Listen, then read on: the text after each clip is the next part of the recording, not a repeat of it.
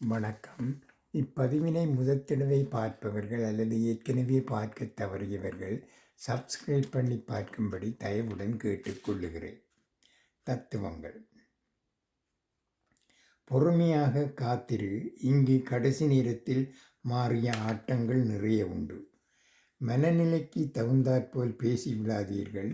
ஏனென்றால் மனநிலை மாறலாம், ஆனால் பேசிய வார்த்தைகள் ஒருபோதும் மாறாது. பகலில் தூக்கம் வந்தால் உடம்பு பலவீனமாக இருக்குதென்று அர்த்தம். இரவில் தூக்கம் வரவில்லை என்றால் மனசு பலவீனமாக இருக்குதென்ற அர்த்தம். எல்லோர் வாழ்விலும் நாம் மரத்தடி வேராக இருக்கக்கூடாது. சிலர் வாழ்க்கை உதிரும் இலைகளாகவும் சிலர் வாழ்வில் வெட்டப்படும் கிளையாகவும் இருந்துதான் ஆக வேண்டும். அதுதான் யதார்த்தம்.